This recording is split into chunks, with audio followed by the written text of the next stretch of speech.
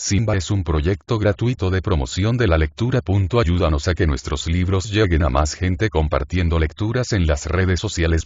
Si puedes y quieres, también puedes hacer una donación para mantener el proyecto y posibilitar que nuestra biblioteca siga creciendo. Un sueño. Amado Nervo. Cuento índice al lector. Este cuento debió llevar por título Segismundo o La vida es sueño, pero luego elegí uno más breve, como para ser voceado en la Puerta del Sol por vendedores afanosos, entre el ajetreo y la balumba de todas las horas. Un sueño, llámose, pues, a secas, y con tan simple designación llega a ti, amigo mío, a hablarte de cosas pretéritas que suelen tener un vago encanto y... Claro que no es un cuento histórico. Mi buena estrella me libre de presumir tal cosa, ahora que tanto abundan los eruditos y los sabios, a mí, que por gracia de Dios no seré erudito jamás, y que sabio y no he acertado a serlo nunca. Es, sí, un cuento de ambiente histórico, como diría un italiano. Lo que pasa en él, pudo haber sido. Si hay contradicciones, si hay inexactitudes y errores, si esto no se compadece con aquello, si lo de acá no concierta con lo de allá, perdónamelo, amigo, pensando que Lope de Figueroa no ha existido nunca. Que todo fue un sueño, a ratos lógico, desmadejado y absurdo a ratos, y que, como dijo el gran ingenio, a quien fui a pedir un nombre para bautizar estas páginas, los sueños y sueños son. Amado Nervo. Capítulo 1. Lope de Figueroa, platero. Cuando su majestad abrió los ojos, todavía presa de cierta indecisión crepuscular que al despertarse había experimentado otras veces, y que era como la ilusión de que flotaba entre dos vidas, entre dos mundos, advirtió que la fina y vertical hebra de luz que escapaba de las maderas de una ventana, era más pálida y más fina que de ordinario. Su majestad estaba de tal suerte familiarizada con aquella hebra de luz, que bien podía notar cosa tal. Por ella adivinaba a diario, sin necesidad de extender negligentemente la mano hacia la repetición que latía sobre la jaspeada malaquita de su mesa de noche, la hora exacta de la mañana, y aun el tiempo que hacía. Todos los matices del tenue hilo de oro tenían para su majestad un lenguaje. Pero el de aquella mañana jamás lo había visto. Se hubiera dicho que ni venía de la misma ventana, ni del mismo cielo, ni del mismo sol y... Mirando con más detenimiento, su majestad acabó por advertir que, en efecto, aquella no era la gran ventana de su alcoba. Vaya si había diferencia. Su humildad y tosco material saltaban a la vista. Su majestad se incorporó a medias en el lecho, y apoyando la cabeza en la diestra púsose a examinar en el aposento, estrecho y lucido de blanco, en la media luz, a la cual iban acostumbrándose ya sus ojos, lo que le rodeaba.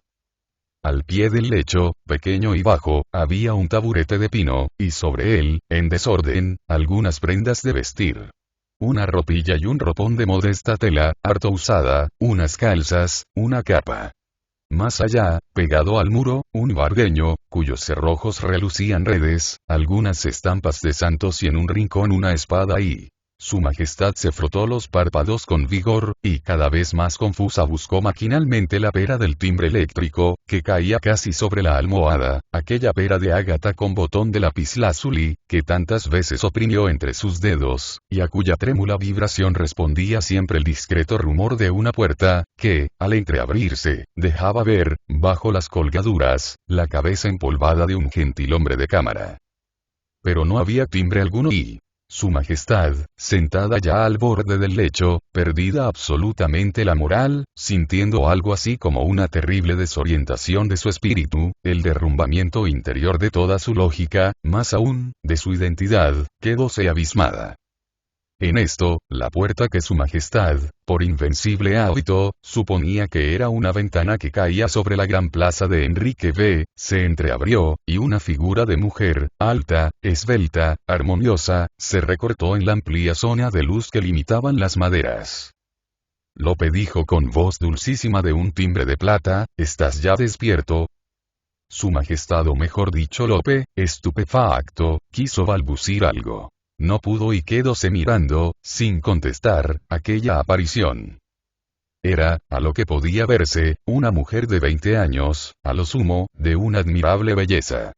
Sus ojos, obscuros y radiantes, iluminaban el óvalo ideal de un rostro de virgen, y sus cabellos, partidos por el medio y recogidos luego a ambos lados, formando un trenzado gracioso que aprisionaba la robusta mata, eran de un castaño obscuro magnífico.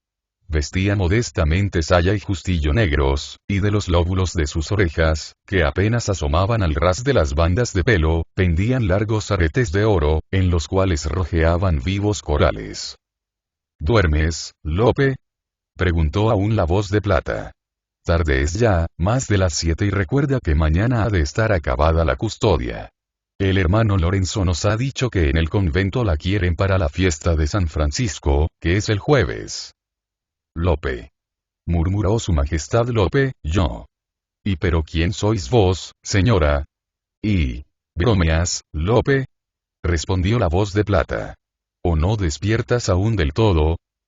Y acercándose con suavidad puso un beso de amor en la frente de su majestad, murmurándole al oído. ¿Quién he de ser, sino tu Mencía, que tanto te quiere? Lope se puso en pie, restregóse aún los ojos, se palpó la cabeza, el cuello, el busto, puso sus manos sobre los hombros de la joven, y convencido de que aquello era objetivo, consistente, de que no se desvanecía como vano fantasma, se dejó caer de nuevo sobre el lecho, exclamando. Estoy loco. ¿Por qué? Insinuó la voz de plata. ¿Quién ha podido traerme aquí? Y yo soy el rey y... Cierto, dijo Mencía con tristeza. Lo has dicho tanto en sueños. ¿Y cómo en sueños? Soñabas agitadamente. Hablabas de cosas que no me era dado entender. Dabas títulos. Conferías dignidades. Yo. Y ibas de casa y nunca, Lope, habías soñado tanto ni en voz tan alta y por la mañana, tu dormir se volvió más tranquilo, y yo me marché a misa con ánimo de que reposaras aún hasta mi vuelta. Lope, mi Lope querido, ¿te vistes? Ya es tarde y has de acabar mañana la custodia. Sería dado, al que esto escribe, expresar la sensación de costumbres, de familiaridad, de hábito, que iba rápidamente invadiendo el alma de Lope. El pasmo se fue la estupefacción. Quedaba un poco de asombro. Lo sustituyó cierta sorpresa, un resabio de extrañeza, de desorientación. Luego, nada, tal es nuestra prodigiosa facultad de adaptación a las más extraordinarias circunstancias. Nada que no fuera el sentimiento tranquilizador de la continuidad de una vida ya vivida que solo había podido interrumpir por breves horas un ensueño que él había sido engañoso. El de rey. Peregrino en sueño. Mientras se vestía, referíalo a grandes rasgos a la ideal mujer de los ojos luminosos y de la voz de plata. Yo era rey, un rey viejo de un país poderoso del norte de Europa. Vivía en un gran palacio rodeado de parques. Mis distracciones eran la caza y los viajes por mar en un yate. Poseía también automóviles y seguía su historia. La celeste criatura movía la cabeza corroborando con signos afirmativos el relato de Lope, entre sorprendida y confusa. Sí, cierto, interrumpía a cada paso, eso soñaba así, eso decías, esas palabras desconocidas pronunciaba así. Y añadía pensativa. Raras cosas se sueñan.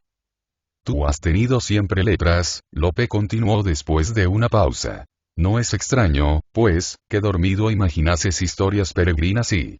Bien dices, Mencía, raras cosas se sueñan. Raras cosas se sueñan, Lope. Capítulo 2. Los sueños son así. En la pieza contigua había una gran mesa, sobre la cual, en medio de un desorden de herramientas, de crisoles, de barras metálicas diversas, de envoltorios con limaduras, y otros con piedras preciosas, se erguía una custodia de plata con relicario de oro. Era la obra del platero Lope, para el convento. No lejos de la mesa, un gran bastidor sobre toscos pies de madera enmarcaba, bien retirada, una tela de seda, bordada, en gran parte, con diversos motivos, también de oro y plata, siendo el principal un divino pastor que llevaba al hombro, amoroso, a la oveja perdida. Era aquella labor, visiblemente destinada a un ornamento de iglesia, la obra de Mencía. Mesa y bastidor estaban cerca de la única ventana de la habitación, a fin de recibir la luz que por ella entraba. En el lado opuesto, en el intervalo existente entre una puerta y el ángulo del muro, había un escritorio de modesta apariencia, como todo el mobiliario. Sobre él un rimero de libros, de piedad, de enseñanza o entretenimiento. Entre los primeros, el libro espiritual del Santísimo Sacramento de la Eucaristía, del Padre Juan de Ávila, y un libro de horas. Entre los segundos, el diálogo de la dignidad del hombre, del maestro Hernán Pérez de Oliva, y el diálogo de la lengua, de don Juan Valdés. Entre los últimos, el tratado de las tres grandes, conviene a saber, de la gran parlería, de la gran porfía y de la gran risa, del donoso doctor don Francisco López de Villalobos. La Celestina, el Amadís, la vida de Lazarillo de Tormes y de sus fortunas y adversidades, y la Diana, de Jorge de Montemayor. El resto del mobiliario constituíanlo algunos taburetes, un gran sillón de cuero y dos arcas. La una abierta, por más señas, y dejando ver una ropilla de tisú, un jubón y unas calzas de velludo negro, que probablemente pertenecían a la indumentaria dominguera de Lope. Pero volvamos a la custodia. Esta figuraba la fachada de una catedral gótica, de un gótico florido riquísimo en detalles. Tenía tres puertas, y el hueco de la del centro formaba el relicario. El superior del convento, un teólogo largo y anguloso, de cara ojival, que había sugerido a Lope algunas de las esbeltas líneas de tal arquitectura, afirmaba según Mencía dijo a su esposo que aquello representaba o podía representar la ciudad de Sión, donde no hay muerte ni llanto, ni clamor ni angustia, ni dolor ni culpa. A donde es saciado el hambriento, refrigerado el sediento, y se cumple todo deseo. La ciudad santa de Jerusalén, que es como un vidrio purísimo, cuyos fundamentos están adornados de piedras preciosas, que no necesita luz, porque la claridad de Dios la ilumina y su lucerna es el Cordero. Y Mencía, espíritu apacible y cristalino, cuando esto escuchaba de los labios del religioso, sentía, según expresó a Lope, suaves transportes de piedad y algo como un íntimo deseo de entrar con su amado a esa custodia celeste, a ese tabernáculo ideal, a esa ciudad divina que estaría sentada sobre nubes, como Toledo sobre sus rocas, y cuyo interior debía asemejarse al de la capilla de los reyes de la catedral, que era la obra religiosa de más magnificencia que ella había contemplado. Faltaban por ajustar algunos topacios y amatistas, y por cincelar una torrecilla de oro. Lope, con una pericia de la cual minuto a minuto iba sorprendiéndose menos, púsose a la obra, en tanto que Mencía bordaba en su gran bastidor con manos ágiles de reina antigua. A medida que pasaban las horas, Lope sentíase más seguro, más orientado y sereno.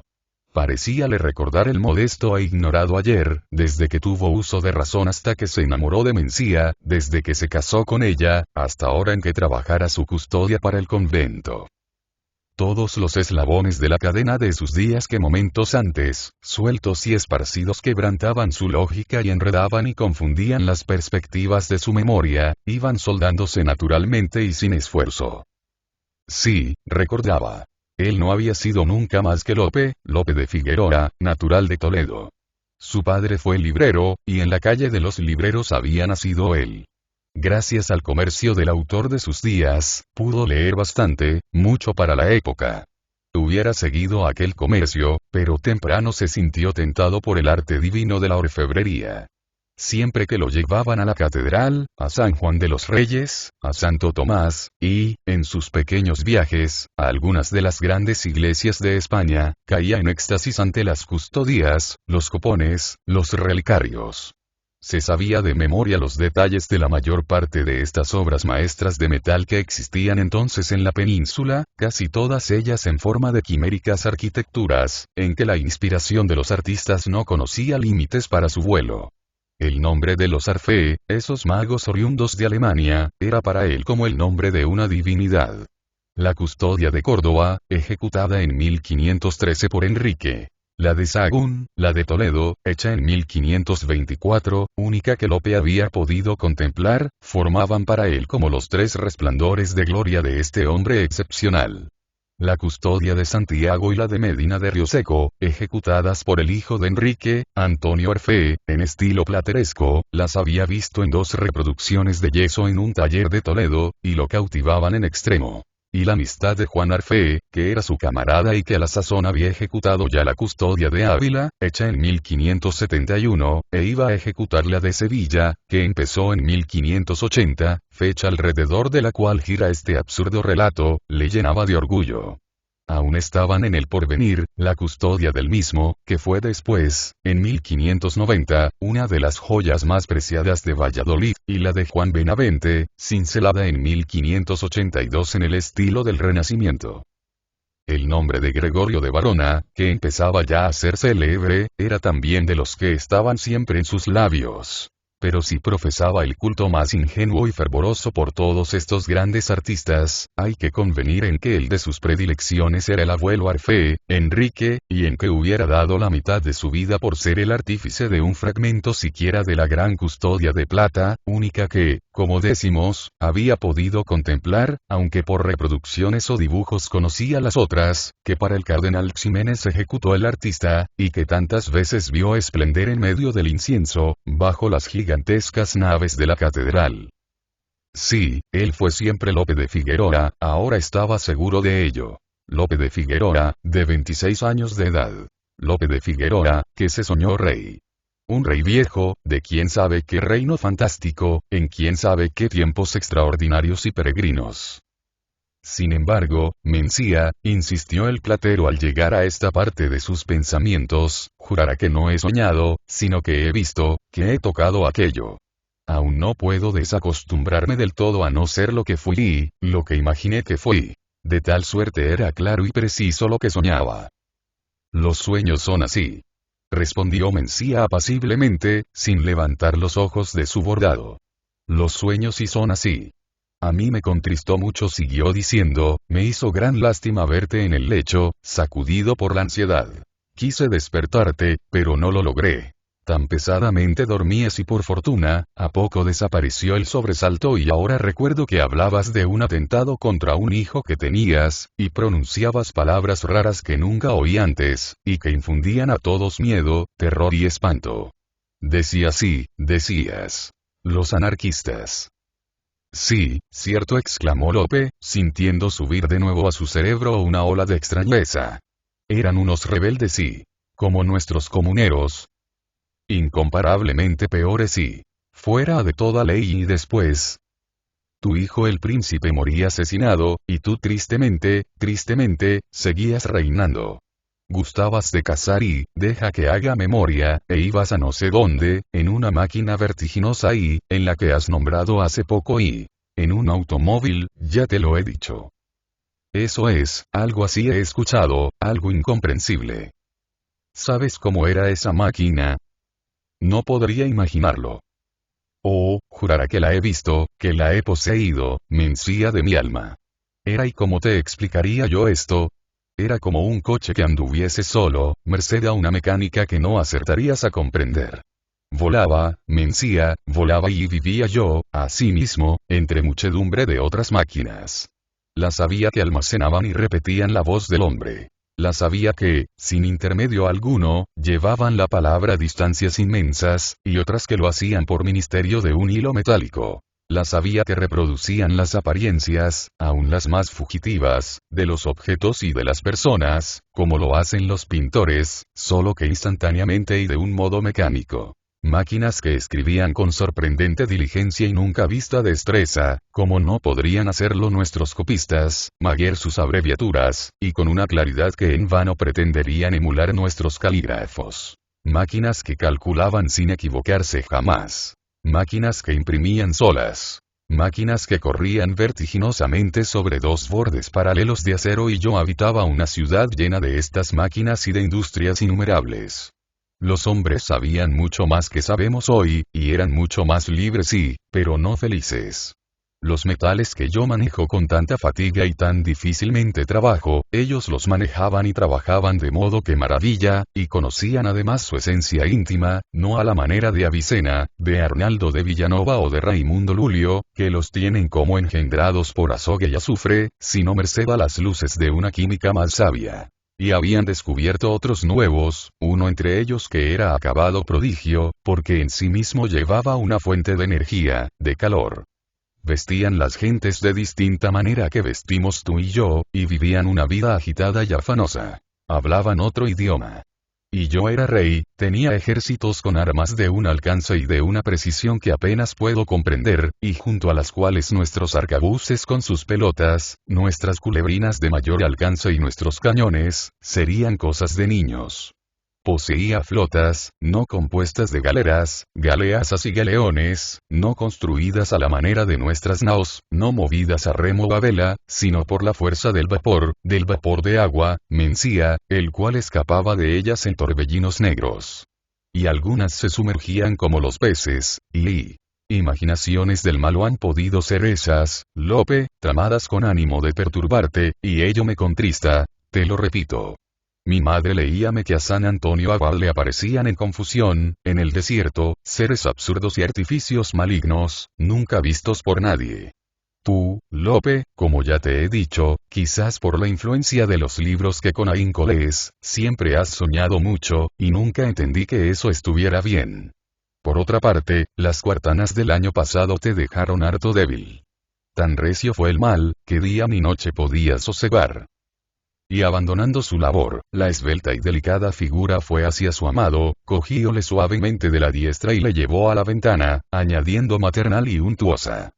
Descansa un poco. La custodia estará hoy terminada. Son ya las 10. Desde las 8 trabajas. Solacémonos mirando la gente que pasa. Capítulo 3. Toledo aún con cierto resabio de duda, Lope se asomó a la ventana. Parecíale que ahí sí iba a quebrantarse el conjuro, a desvanecerse el encanto, y que en vez de la visión de una ciudad castellana tendría la de la espaciosa plaza de su palacio, la plaza de Enrique V, limitada por suntuosas arquitecturas del Renacimiento, por luminosos alcázares de mármol, rodeados de terrazas amplísimas, y cortado en dos su inmenso cuadrilátero por el gran río de ondas verdes, a través del cual daban zancadas los puentes de piedra y de hierro, hormigueantes siempre de una atareada multitud. Pero no fue así. La ventana de su habitación, más alta que la mayoría de los muros opuestos, daba a una callejuela que, con otras vecinas, luego iba a desembocar en la plaza de Zocodover. Desde ella se abarcaba perfectamente el vasto espacio de esta plaza, con sus irregulares edificios y sus viejos soportales. Una multitud, vestida de manera muy varia, pululaba alrededor de los puestos del mercado, que por ser martes, había. ¿Quién compraba aves de todos géneros? ¿Quién tarros de miel? ¿Quién queso libreado? ¿Quién mazapanes, hojaldres, biscotelas y rosquillas, con o sin azúcar? ¿Quién aceites, mantecas y frutas de Andalucía? Casi todos los balcones estaban engalanados con colgaduras diversas. Preguntó Lope la razón, y Mencía díjole que la corte se encontraba en la ciudad imperial desde hacía algunos días, y que iba con pompa a todas partes, pasando casi siempre por la plaza. Lope recorrió con la mirada atónita el panorama. La urdimbre de callejuelas se enredaba a sus pies. Bordábanlas en su mayoría muros bajos, con muy pocas ventanas, y todas las arquitecturas se codeaban en el más heteróclito contubernio. Campanarios, miradores, ajimeces, burdos o airosos portales encancelados, ventanas góticas, postigos enrejados. Sobre la sinagoga, la cruz. Junto a la pesada torre medieval, áspera y fuerte como la de un castillo roquero, el alado minarete bordado de encajes. Junto a la severidad de un tornizamento romano, la gracia enredada y traviesa de un arabesco que canta los atributos de allá. Un sobrio y reciente pórtico del Cinquecento, junto a un arco mudéjar o a un pórtico plateresco. Toledo, sentada sobre su arisco trono de rocas, vivía los últimos años de su apogeo. El rey don Felipe había trasladado desde 1560 la corte a Madrid. Era esta última villa, denominada la única corte, muy sucia y malsana, a pesar de tan pomposo nombre. Contaba a lo sumo 30.000 habitantes, y en mucho tiempo su población no aumentó por cierto de una manera sensible. La metrópoli del mundo, porque lo fue en aquellos siglos que empezaron con Carlos V, cuando no hubo ocaso para el sol en los dominios españoles, lo único que, por lo pronto, ganó con el traslado de la corte a su recinto, fue la tala despiadada de sus hermosos bosques, testigos del dominio de los árabes y de los triunfos de Alfonso VI. Desnudas quedaron las comarcas que habían ensilvecido los siglos, y Madrid en medio de un erial. Las calles, estrechas y torcidas, estaban limitadas por casas de un solo piso, porque la regalía de aposentos obligaba a quienes construían casas más altas y espaciosas a alojar a la nobleza, y por tanto los propietarios se defendían construyendo las llamadas casas a la malicia. Las moradas de los grandes casi no se distinguían de las demás sino por los torreones que ostentaban. La amplitud de la villa apenas si excedía al viejo ensanche hecho por los árabes, y en su mayor parte las antiguas murallas estaban en pie o dejaban ver su anterior trazado, siguiendo un largo rodeo para llegar desde la calle o barranco de Segovia hasta el Alcázar. En cambio era Madrid frecuentada por innumerables forasteros, y en su calle mayor, siempre animada, y en sus muchas callejuelas, se codeaban los soldados que había mojado la lluvia pertinaz de Flandes, y los que había tostado el sol de Nueva España. Los veteranos que habían peleado en San Quintín, y aun algunos, muy raros, que recordaban las hazañas del César en Túnez, y los aventureros que andaban en busca de cualquier empresa, entonces se intentaba la de Portugal, a fin de emplear en ella su coraje, su arcabuz y su inútil espada. Los bravos a quienes fue dado ver con don Juan de Austria los apretados trances y la gloria de Lepanto, y los que, siguiendo las huellas de Pizarro, admiraron los portentos del Perú. Cuántas veces, entre aquella turba de valientes o bravoneles, desencantado, triste, enfermo, recordando la libre vida de Italia, que amó tanto, pasearía también con su manquedad y su genio don Miguel de Cervantes Saavedra, hidalgo, soldado, escritor de entremeses, alcabalero, comisionista, miserable, hambriento y semidios. Toledo, pues, como insinuábamos al principio, a pesar de su grandeza y hermosura iba a convertirse en breve, gracias a Madrid, en una ciudad muerta, en una ciudad museo, pero también, y por esto mismo, en la Roma española, a donde devotos y pensativos se encaminarían la poesía, la historia y el arte a meditar sobre las pasadas grandezas. Mas ahora, qué bullicio y qué animación por donde quiera. Las miradas de Lope discurrían de una a otra calleja, de uno a otro rincón, de uno a otro ángulo de la gran plaza, sorprendidas y embelesadas. Aquí, caballero en una poderosa mula pasilarga, con gualdrapas de terciopelo carmesí, iba un clérigo copetudo, canónigo sin duda. Acá, un chicuelo de caperuza verde jugaba en el arroyo. Allá, una dueña, que bien pudiera llamarse doña Remilgos, acompañaba a una doncella de negro manto, hermosa como un éxtasis, que se dirigía a misa. Más allá, un grupo de ministriles con sus instrumentos acudía a quién sabe qué fiesta, alborotando a más y mejor. Acullá, una gran dama, en una acanea torda que llevaba de la rienda un pajecillo flamenco vestido a la usanza de su país, y de los cuales había aún a la sazón muchos en Toledo, pasaba orgullosa a la sombra secular de los viejos muros, para salir a la riente plaza llena de bullicio y en otra parte, un caballero con ropilla y ropón de terciopelo azul salía del gran portal de un palacio, seguido de un escudero y de dos lebreles, y más lejos rodaba, desempedrando calles, un majestuoso y pesado coche, con mullas uncidas de dos en dos. Era incontable la multitud de tipos que desfilaban bajo aquel balcón tan vecino a los tejados, y Lope no se hartaba de verlos. Junto al mendigo, la buscona. Junto al arriero, el estudiante sopista que caminaba distraído con no sé qué mirajes de puchero. Junto al lazarillo, el trajinante. Junto a la dama, la moza de partido. Junto al clérigo, el rufián, el cómico o el hijo de algo. Parecía aquella escena una novela de Cervantes puesta en movimiento.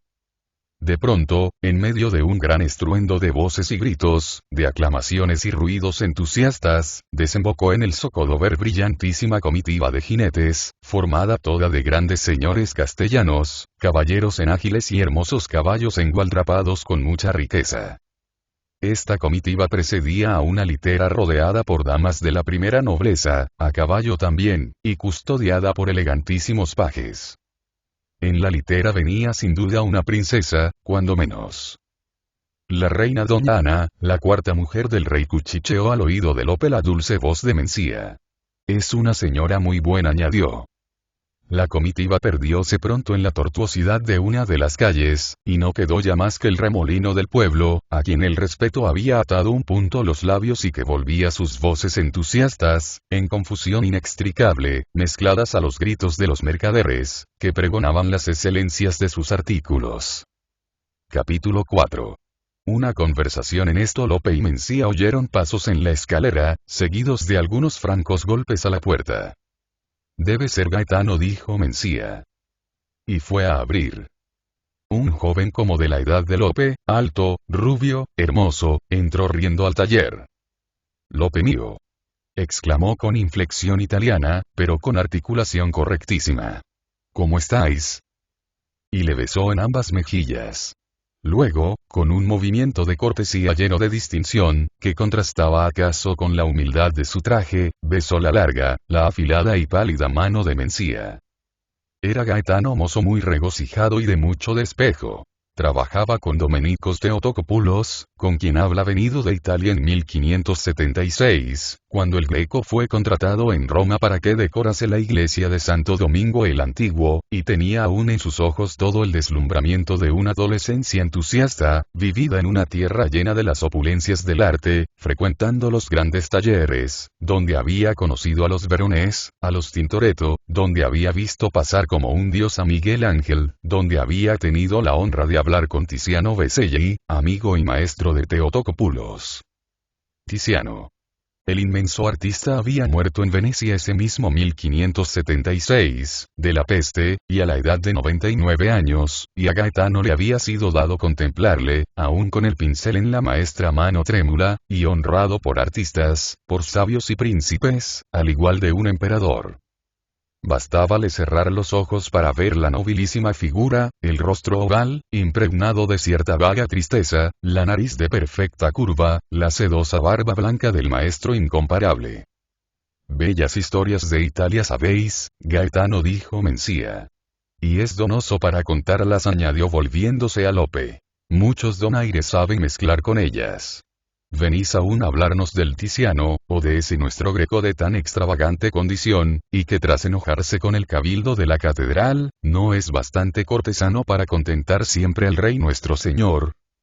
No es muy blando de carácter mi maestro. Altivo se muestra siempre en demasía, y le he oído afirmar en muchas ocasiones que no hay precio para pagar sus cuadros, y que a él los ducados que gana, que son tantos, nadie se los escatima, porque todos los grandes saben lo que vale.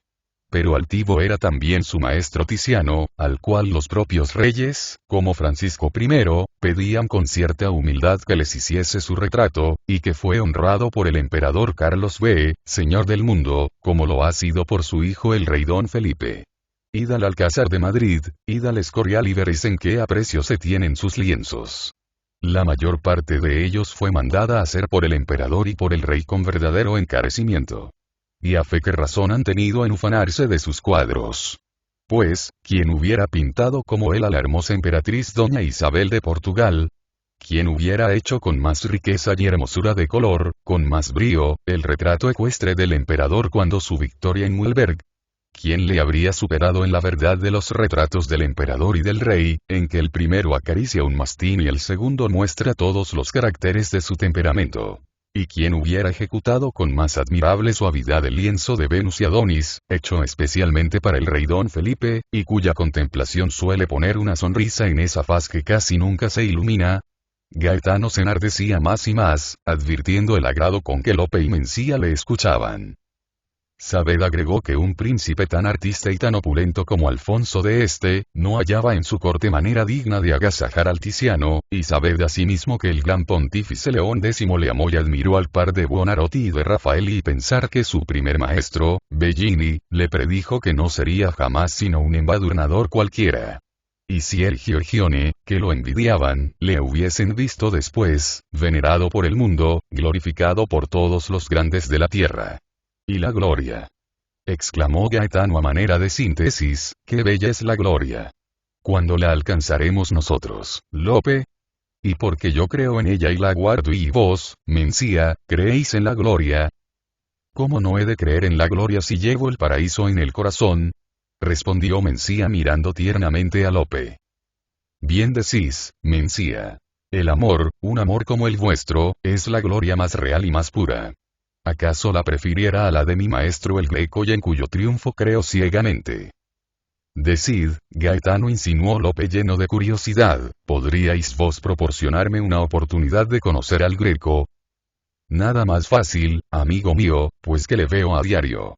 Esta siesta, a las 2, he de hablarle, y ciertamente podríais acompañarme. Él os acogerá con extremada simplicidad. Adivináis, agregó el italiano después de una pausa, dónde irá Domenicos después, a las 3 de la tarde precisamente, y por cierto en mi compañía. No acierto y... pues a ver al rey. ¿Al rey? Sí, señor, al rey. Su Majestad no piensa más que en el ornato de El Escorial. Sabéis que ha hecho a mi maestro numerosos encargos, entre ellos el cuadro del martirio de San Mauricio y sus compañeros, que su majestad desea vivamente, y que ha de colocar en el monasterio con todos los honores, y cuando el Greco quiera concluirlo, que no sé cuándo será, su majestad le ha enviado a recordar desde Madrid, en diversas ocasiones, este cuadro. Ahora que está en Toledo le ha hecho llamar para hablarle de ello y quizás de otros trabajos. Decid, Gaetano, pues que vos iréis con el maestro al Alcázar, que, ¿no me sería dado a mí también ver al rey? No le conozco y... no le conocéis. Per Bacco. Y le habéis visto tantas veces y... Lope experimentó de nuevo la penosa confusión, el angustioso extravío que a veces le invadían el alma durante aquella visión de otros tiempos y... pero reportándose luego, respondió. Le he visto siempre de lejos, le he distinguido apenas. En Madrid, cuando he encontrado su coche, las cortinillas estaban echadas. Sin embargo, intervino Mencía, me contaste, Lope, que siendo niño, allá por el año de 1560, asististe en Toledo a la jura del príncipe don Carlos, que con muchísima pompa celebróse en la catedral. Claro, respondió Lope cada vez más confuso. Pero hace tantos años y... es cierto, siguió diciendo para disimular su turbación, lo que cuentan del rey. Tanto cuentan. Interrumpió Gaetano. Referid vos, Lope, lo que sabéis. Cuentan, empezó este, que a pesar de lo que se dice en contra, corteja mucho a las mujeres, y que frecuentemente se solaza en su compañía. Cuentan que en Madrid, por las noches, recorre enmascarado las calles de la villa, no con ánimo pecaminoso, como lo hacía don Carlos, su hijo, quien paseaba disfrazado por los peores lugares, sino más bien para investigar muchas cosas que de otra suerte no conocería. Cuentan que no es tan enérgico como se afirma. Que personalmente sería incapaz de negar nada, y que por eso gusta de dar sus órdenes a cierta distancia. Cuentan que es tan orgulloso, que jamás sigue un consejo, a menos que no se le den directamente, y él lo escuche como a furto de todos. Cuentan, y en esto no hay mal, sino bien, que a sus solas compone versos y tañe la vihuela, y aún se repite una glosa suya que dice: contentamiento, do estás que no te tiene ninguno. Cuentan, y en esto sí hay mal, que es disimulado y rencoroso, y que harto lo probó con los rigores de que dio muestra con el dicho príncipe don Carlos, más inadvertido que perverso, y con sus crueldades en los Países Bajos, donde han acabado por llamarle el demonio del mediodía. Cuentan, aunque no lo creen sino los maldicientes, que alguna parte tuvo en la muerte de su hermano don Juan, cuya gloria y cuyas aspiraciones nunca vio con buenos ojos. Cuentan que y como no cuentan, interrumpió con cierto asomo de enfado Mencía, que es muy sabio, generoso y desprendido, como lo prueban las fundaciones del Archivo de Simancas, del Escorial, de la Universidad y Colegios de Douai en Flandes y de las escuelas de Lovaina, de que he oído hablar mucho y con harto elogio a los padres del convento. Como no cuentan que es muy devoto del Santísimo Sacramento, que es muy sobrio, que habla poco, que tiene gran paciencia, aun cuando le molestan de sobra. Que trabaja más que su salud lo permite. Que es harto capaz para cualquier negocio. Que gusta de la soledad y se santifica en ella. Que, poseyéndolo todo, de todo se muestra desasido, hallando paz su espíritu en esta dejación de las cosas perecederas. Que ama las artes, especialmente la arquitectura, y no cree que ejercerlas es propio de villanos, como lo piensan muchos señores, tan ignorantes que firman con una cruz y que no saben más que la ciencia del blasón y la de las armas. como no dicen que es bondadoso y afable con los humildes, sí duro y altivo con los grandes, y que, por último, si es cierto que se le ve tan taciturno y apartado, fuerza es pensar que lleva en el corazón profundísima herida, la que le hizo con su muerte su primera mujer, doña María de Portugal, que de Dios haya, de la que enviudó tan temprano, y que fue el único amor de su vida y habrá que decir también en su abono, exclamó Gaetano, en primer lugar, que ama y admira a Tiziano Beselli, el más grande de los pintores. En segundo lugar, que ha encomendado muchos cuadros al Greco, el más ilustre de los maestros que hay ahora en España, y en tercero, que ha protegido el estilo del Cinquecento, ese estilo frío, adusto, pero noble y majestuoso por sus proporciones, creado por Juan de Herrera, y que con mucho acierto sustituye a la prodigalidad de detalles ornamentales del Renacimiento español, y, sobre todo, a ese plateresco de Egas, Badajoz y Vallejo, que no me seduce, por cierto. Por todas estas cosas y por otras muchas, dijo Lope, a manera de conclusión, quisiera ver al rey don Felipe II. Y vive Cristo que, o poco he de valer yo en el ánimo de mi maestro Teotocopulos, o esta misma tarde, a las 3, iréis con nosotros al Alcázar. ¿Me lo prometéis? Os lo prometo. Antes de las 2 vendré a buscaros. Y dicho esto, Gaetano se despidió graciosamente, y alegre y ágil bajó los escalones de 2 en 2. Capítulo 5. Domenicos Teotocopulos a las 2, en efecto, y cuando Lope y Mencía habían concluido su sencilla pitanza, volvió Gaetano con ánimo de llevarse a Lope. No le retengáis mucho, dijo Mencía al italiano. La tarde será calurosa. Si volviese a tiempo, holgaría de pasear con él. Tarde obscurece ahora, respondió Gaetano. A las 5 le tendréis de regreso. Mencía despidió con tiernísima mirada a su esposo y fuese a continuar su bordado, mientras los dos jóvenes se alejaban cogidos del brazo. Cuando llegaron a la casa del Greco, este comía aún, en una gran pieza, donde en cierta confusión había telas y muebles de bella y rara apariencia. Veíanse por todas partes bocetos y dibujos, entre ellos algunos del Tiziano. Bronces y mármoles mutilados, de Grecia y Roma. Varios paisajes del archipiélago, especialmente de la isla de Candía. Copias en yeso de monumentos antiguos, entre ellas una admirable reducción de la Acrópolis. Medallas, madejas talladas, etc.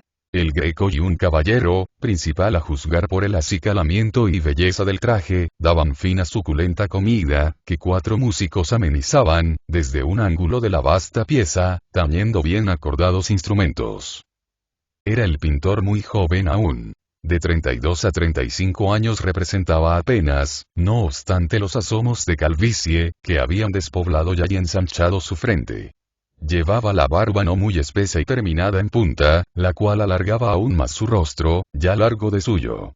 Su nariz era de aguileño corte, aunque quizá un poco grande. Sus ojos no muy brillantes ni expresivos, y sus orejas algo desproporcionadas.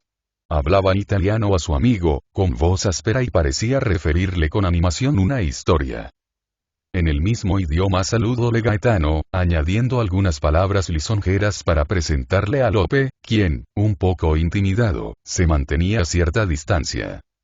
Sentaos, don Lope, dijo sin ceremonia alguna el Greco, en el peor español del mundo y con el más detestable de los acentos. Y señalando al caballero que con él comía, el cual representaba poco más o menos su edad, y que con una simple inclinación de cabeza había respondido al saludo de Lope y de Gaetano, agregó, dirigiéndose primero. Mirad bien a este caballero y decid si os place su retrato, y le indicaba en un caballete cercano, un lienzo, empezado, como los otros, numerosos, que se veían por todas partes. En él, el caballero aparecía de pie y de frente, con la mano izquierda, larga y espatulada, apoyándose sobre el pecho, separados el pulgar, el índice y el dedo meñique, y unidos los otros dos en esa elegante disposición tan cara a los viejos maestros. La barba, negra y puntiaguda también, caía con cierta austeridad sobre su gola blanca, y sus ojos tranquilos parecían ver, sin mirar, un punto lejano. Al lado izquierdo, abocetado aún, se percibía el puño de su acero. Admirable es el lienzo, exclamó sinceramente Lope. ¿Os gusta, Pues a vos también he de retrataros un día, respondió, visiblemente complacido, el pintor. Sabéis, Gaetano, que vuestro amigo tiene una fisonomía interesante, agregó. Mi maestro el gran Tiziano afirmaba que no se deben retratar sino aquellos rostros en los que la naturaleza ha impreso un especial carácter. No era él, ciertamente, un retratista complaciente, y aun los príncipes hubieron de insistir para que los pintase. La acogida un poco brusca, pero llana y cordial del joven maestro, había quitado a Lope hasta la última brizna de su timidez característica en su nuevo estado. Era grande su admiración por el Greco, que si no gozaba aún de la notoriedad que le dieron después en Toledo, quizá más que sus amigos, sus opositores, dispuestos siempre a hablar de su extravagante condición y manera, empezaba ya, sin embargo, a retratar a muchos hidalgos de Castilla, imprimiendo en todos estos trabajos su imborrable sello. Y la idea de que él también merecería ser pintado por aquella mano maestra, le llenó de alegría. La conversación se generalizó a poco y se volvió animada. Teotocópulos habló de Italia, de su llegada a Toledo, de la impresión que esta ciudad admirable hizo en él, de cómo la había pintado y cómo la pintaría aún muchas veces, de sus desacuerdos con el cabildo de la catedral, que después de una tasación injusta, solo le dio por uno de sus cuadros más trabajados, 3.500 reales. Del rey, que no entendía ni gustaba sino a media suerte, y que frecuentemente hacía que le fueran a la mano en sus cuadros, cosa que a él le irritaba más allá de toda ponderación. Y, por último, de un gran lienzo que le habían encargado para la iglesia de Santo Tomás, esa vieja mezquita renovada en el siglo XIV por el conde de Orgaz, y cuya graciosa y elegante torre mudéjar era la que más en Toledo le gustaba. ¿Y qué cuadro será ese, maestro?, preguntó Lope. Será, respondió Domenicos, el entierro del dicho conde de Orgaz, que murió en 1323, y en el cual ha verse la aparición de San Esteban y San Agustín. Magna obra ha de ser, lo aseguro, de una ordenación y composición muy laboriosas. Toledo entera aparecerá en el lienzo, asentada en su trono de piedra, y haré de cada uno de los personajes que figuren en el cuadro un verdadero retrato. Vos, añadió dirigiéndose al caballero su comensal, por de contado que figuraréis allí. Afortunadamente, siguió diciendo con ironía, este cuadro no es para el rey don Felipe, y así no le pondrá peros. A propósito, maestro, insinuó Gaetano, Lope desearía acompañaros a ver al rey, que tan pronto os recibirá. ¿Permitiréis que vaya conmigo? Vaya en buena hora, respondió el Greco, si así le acomoda. Que como en la antecámara real no pongan reparos, yo no he de ponerlos. Capítulo 6.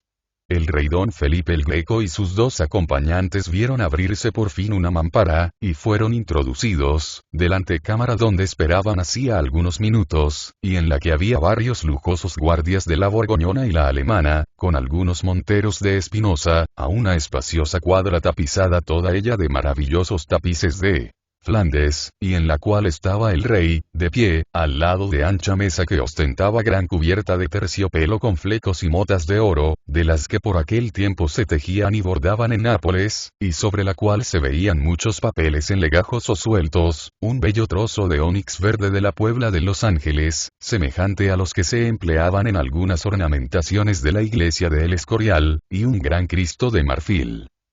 Detrás del rey había un sillón, en cuyo respaldo, entre rojos arabescos, se destacaba el águila imperial.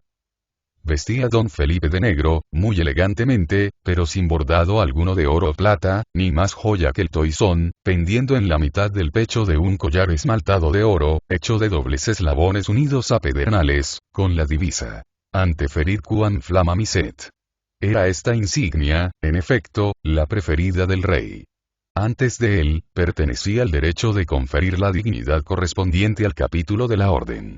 Pero don Felipe abrógose el poder de concederla según su real beneplácito, aboliendo, por tanto, el artículo de los estatutos que había limitado siempre el número de los caballeros.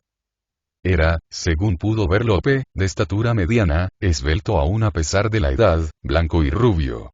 Llevaba recortada a la flamenca la barba, en la que con el oro radiaban ya algunas hebras de plata. Su mirada, clara y profundamente tranquila, no tenía expresión alguna. Avanzaron los tres uno tras de otro, siendo Lope el último, e hincada la rodilla besaron la real mano, cubierta por guante de ámbar, y quedaron después a respetuosa distancia. Domenicos Theotokopoulos, dijo el rey con voz glacial, pero sin el menor asomo de dureza al pintor, y sin mirarle a la cara. Deseo que pongáis más diligencia en los cuadros que se os han encomendado para el Escorial. Bien sabéis el empeño que he puesto en el ornato interior de las salas de los capítulos, para que sean dignos de la grandeza de toda la obra. Y lo serán, ciertamente, señor, respondió el artista con su pésimo acento. Créame vuestra majestad que trabajo con empeño para servirla. Huélgome de ello, respondió don Felipe. ¿Habéis madurado ya el asunto de nuestro cuadro? De él, especialmente, quería hablaros. Debe ser este asunto, según sabéis, la negativa de San Mauricio, jefe de la Legión Cristiana de Tebas, a sacrificar a los falsos dioses. Quiero que sea cuadro de mucha piedad y edificación. Tened, pues, buen ánimo, y dadle pronto remate. El Greco, que tenía sobre la conciencia su desvío para el cuadro, proveniente, ya de que el asunto no le gustaba, ya de que no se le permitía en él ejercitar toda la independencia de su pincel, había pretextado que le faltaban elementos para su obra. Así es que, ante la pregunta del rey, halló que venía a pelo la excusa, y respondió. Antes lo hubiera hecho, de tener lo necesario. Juan de Herrera os habrá dicho, señor, y... sí. Que os faltaban dineros y colores. De todo se os proveerá. Así lo he ordenado. El mismo Juan de Herrera, cuando vayáis a Madrid, os dará nuevos encargos. Todos los que vuestra majestad me haga por su conducto, serán ejecutados con celo. Hombres Juan de Herrera que sabe hacerse entender y a quien yo tengo en gran estima. Gentilhombre de prendas es, dijo el rey, tan sabio, como modesto y laborioso. Y estos jóvenes, añadió don Felipe volviéndose afablemente hacia Gaetano y Lope, ¿son vuestros discípulos? El uno, señor, lo es. Conmigo vino de Italia, respondió el Greco señalando a Gaetano. El otro es platero de oficio, y hame dicho que trabaja una custodia para una iglesia de Toledo. Noble arte es el vuestro, dijo el monarca a Lope, y en él tenéis predecesores ilustres. ¿Conocéis las custodias de Enrique Arfe? El emperador, mi señor y padre, teníalo en mucha estima. Lope quiso responder, pero en aquel momento luchaban en su espíritu sensaciones y sentimientos muy encontrados.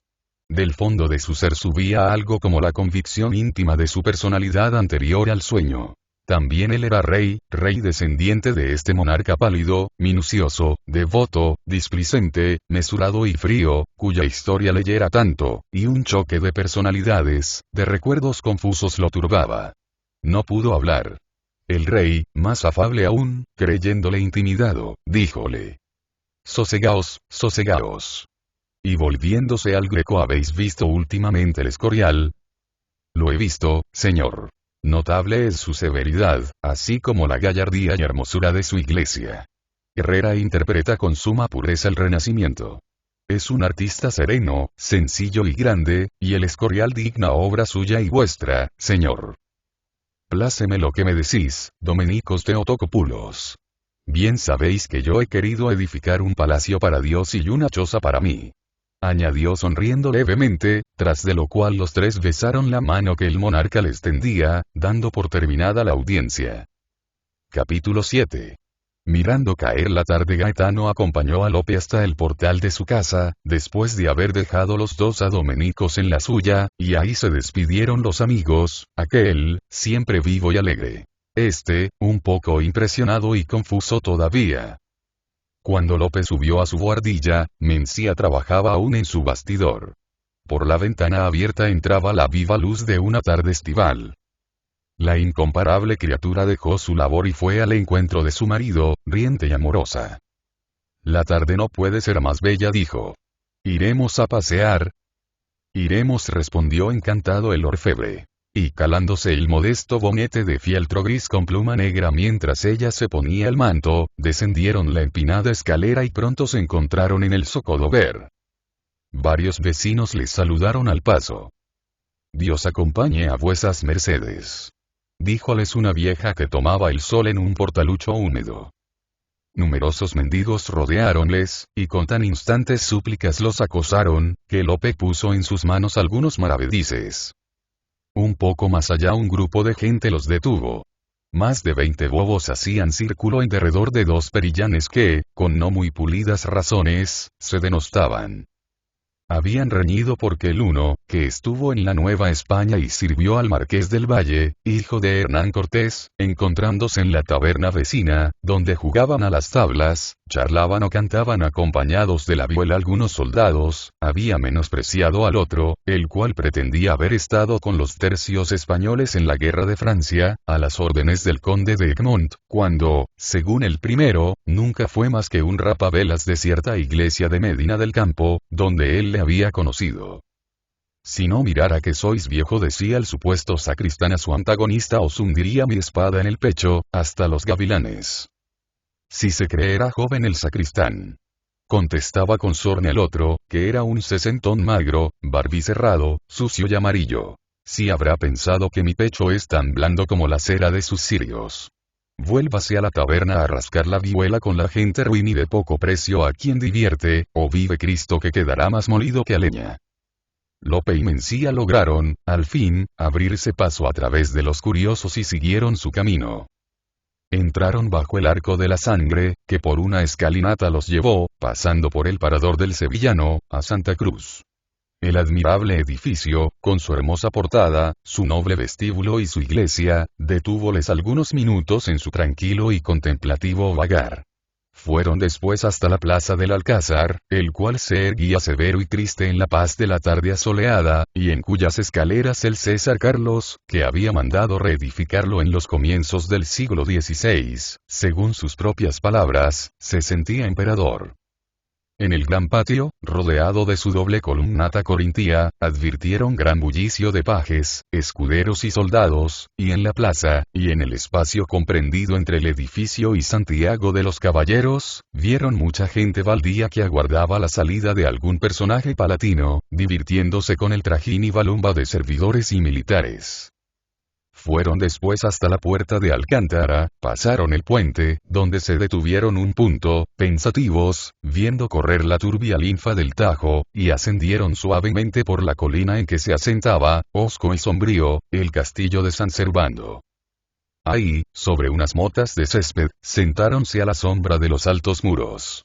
La gran Toledo extendíase frente a ellos con toda su majestad imperial, radiando al sol la cruda viveza de sus varios colores, recortando en el divino azul su orgullosa silueta almenada y erizada de torres, entre las cuales se definía, precisa y soberbia, la mole del Alcázar. San Servando, acariciado por el sol, era imponente sobre toda ponderación.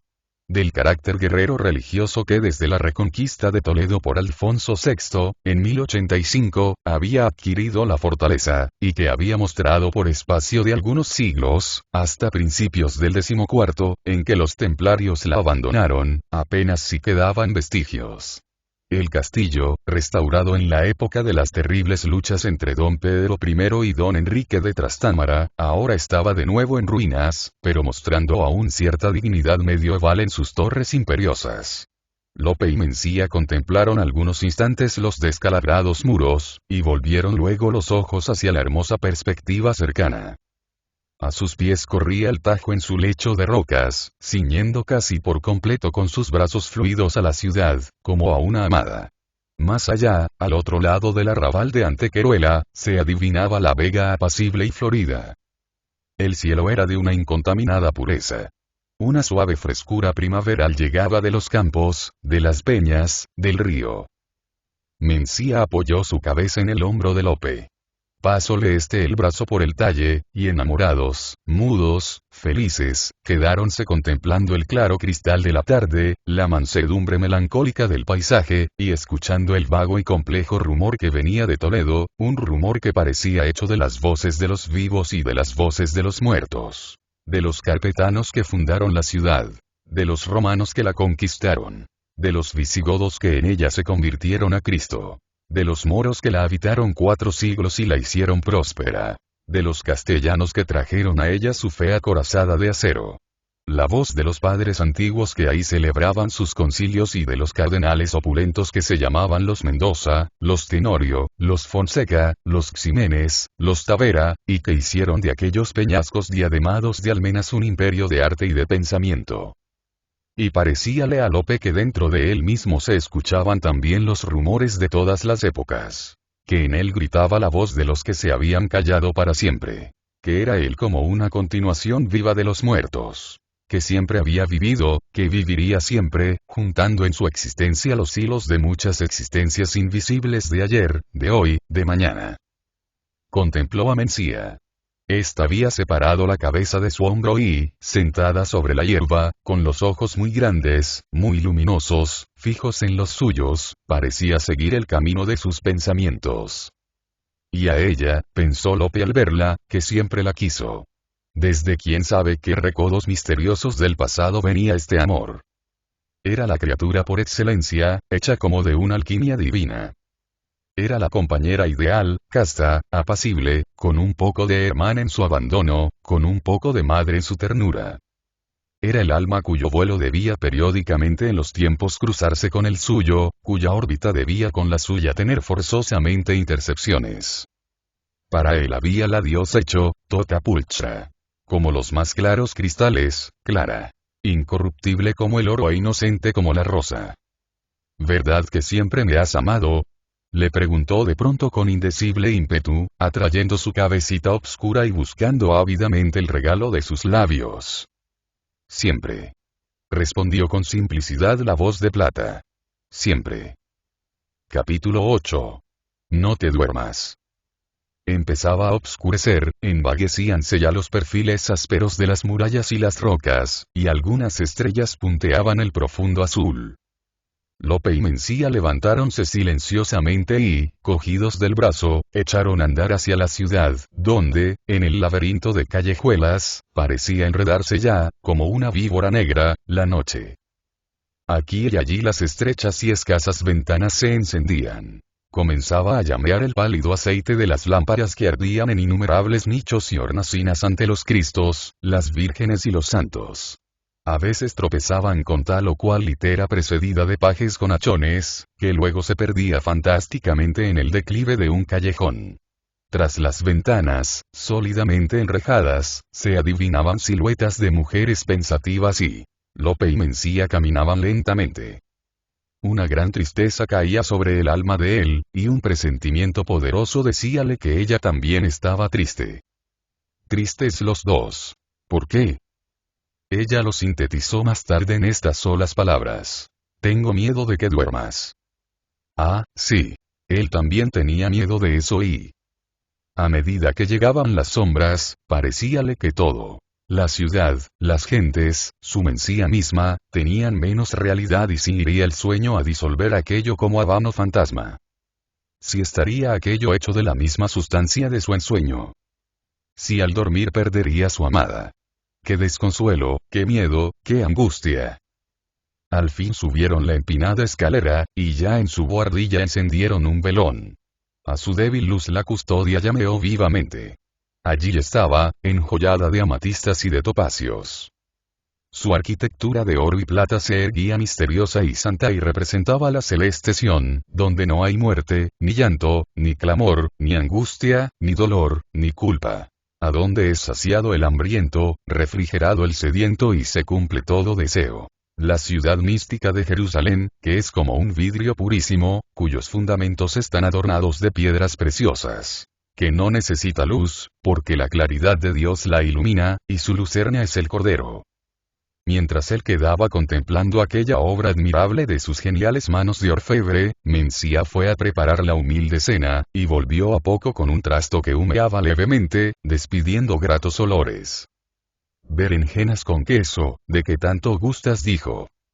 Cenaron en una esquina de la mesa, muy juntos y muy silenciosos, mirándose casi de continuo y sintiendo él que sobre la frugal pitanza querían caer sus lágrimas.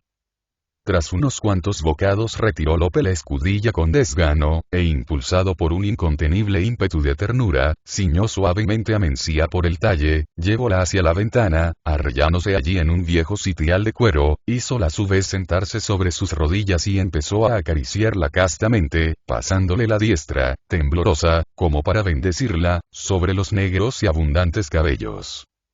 Ella quedósele mirando con una indecible expresión de amor y de angustia. Un vago entorpecimiento parecía ya amagar a Lope. Qué bien estaba allí. Por la ventana entraban los hálitos primaverales y la luz de las estrellas. Toledo empezaba a dormir. Íbanse apagando todos aquellos rumores de los que Lope había creído discernir la voz de los vivos, mezclada con la voz de los muertos, y amaba con todas las fuerzas de su corazón, era amado serenamente por aquella santa y luminosa criatura, y qué íntima sensación de seguridad y de paz lo invadía, y qué bueno era apoyar su cabeza entorpecida en la blanda y palpitante almohada de aquellos senos y dormir y... No, no, exclamó Mencía, como si hubiese seguido los pensamientos de Lope. No te duermas. No te duermas. Lope mío, por Dios, no te duermas. Lope hizo un esfuerzo y abrió aterrorizado, cuán grandes eran, los ojos, que comenzaban a cerrarse. ¿Por qué, mi amor, por qué? Y interrogó. Porque me perderás, porque al despertar y ya no habrás de encontrarme. ¿Cómo? ¿Qué dices? Luego tú no existes, luego esos ojos y esa boca, y esos cabellos y ese amor, y no son más que un sueño. No son más que un sueño, repitió Mencía fúnebremente. Pero, entonces, insinuó Lope con espanto, tú no vives. Tú, Mencía, la esposa de mi corazón, la elegida de mi alma, la única a quien siento que he amado, y desde hace mucho, mucho, desde todos los siglos. No eras más que una sombra. Más que una sombra, repitió fúnebremente la voz de plata. Lope hizo un desesperado esfuerzo para contrarrestar el entorpecimiento implacable que volvía de plomo sus párpados, y manteniendo los ojos bien abiertos y oprimiendo con fuerza entre sus brazos a aquella amada de misterio, empezó a besarla desesperadamente, y entre besos y lágrimas decíale: No te has de ir, no. No he de perderte. Señora mía. Dueña mía. Amada mía. No te has de ir. No he de cerrar los ojos, no he de sucumbir al sueño.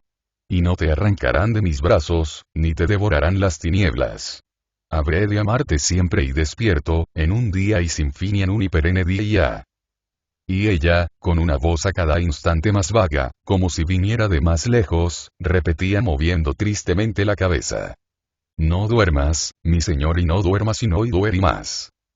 Y los ojos de Lope se cerraban dulcemente, dulcemente, y las formas de Mencía íbanse desvaneciendo, desvaneciendo, desvaneciendo. Capítulo 9. Su Majestad despierta. Cuando Su Majestad despertó, era ya muy tarde.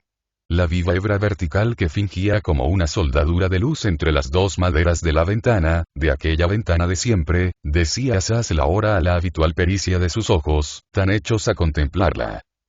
Una angustia inmensa pesaba sobre el espíritu del monarca.